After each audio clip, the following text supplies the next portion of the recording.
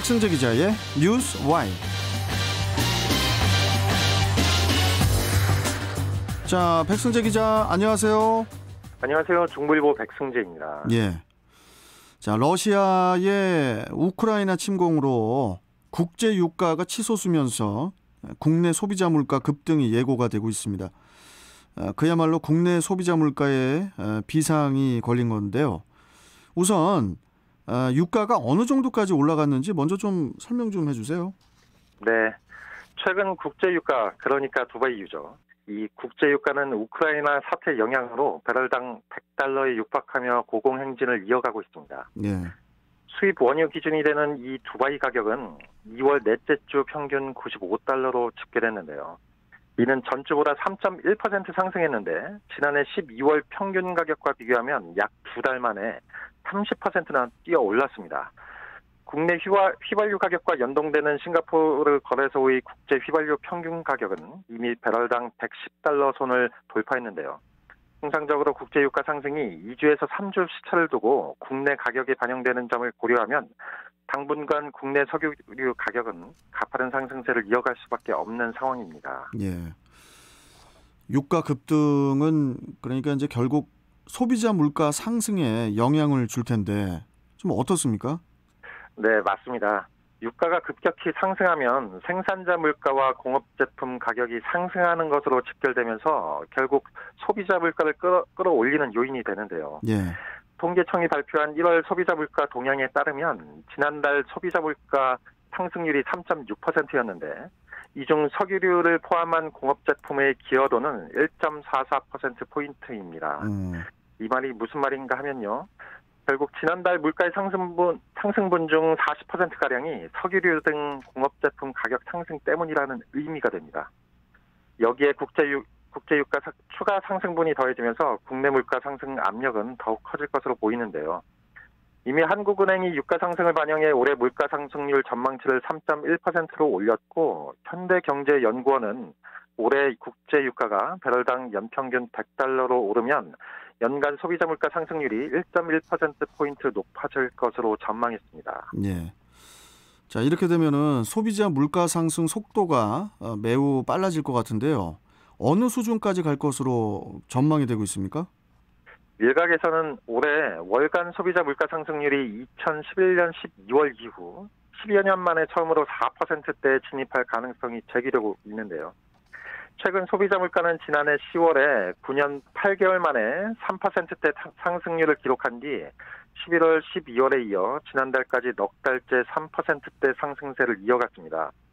이런 상황에서 세계 3위 산유국인 러시아에 대한 제재가 확대되거나 장기화할 경우 국제유가는 걷잡을 수 없이 튀어오르고요. 물가 상승률도 더 치솟을 수밖에 없는데요. 이 때문에 전문가들은 유가가 100달러보다 더 오른다고 하면 물가 상승이 또 다른 요소가 되기 때문에 상승률은 4%까지 올라갈 수 있다고 지적했습니다. 예.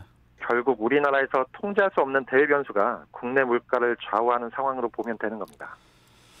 물가가 오른다는 소식을 우리가 이제 지속적으로 전해드리고 있는데 이렇게 유가가 오르게 되면은 뭐 결국 저소득층에게 부담이 되지 않겠습니까? 네, 정확한 지적이신데요. 석유류 가격의 상승을 필두로 한 물가 상승의 충격은 결국 저소득층에게 먼저 돌아갈 수밖에 없습니다. 통계청 가계 동향 조사를 좀 살펴보면 지난해 4분기 때 소득 하위 20%에 속하는 가구가 지출한 연료비는 월 평균 87,706원인데요.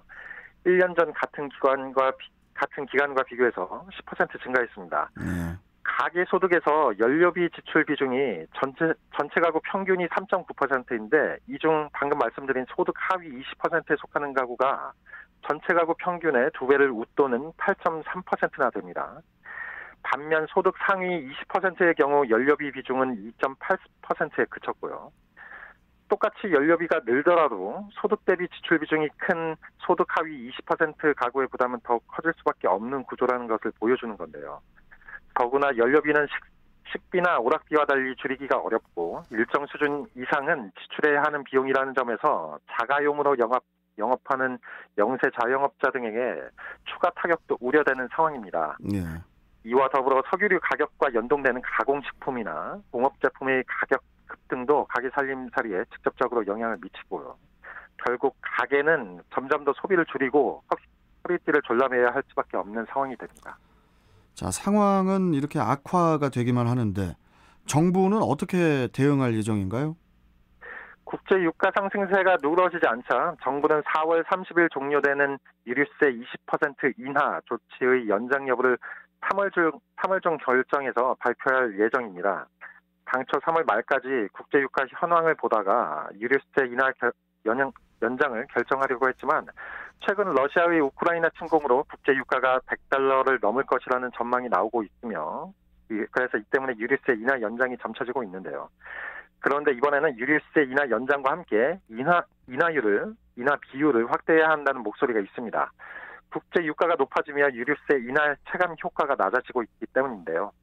정부로 인하율 확대에 대한 가능성을 완전히 닫고 있지는 않지만 이미 시행 중인 유류세 인하 20% 조치가 역대 최다 폭인데다 세수 등 다른 요인도 고려해야 해서 신중한 입장을 보이고 있습니다.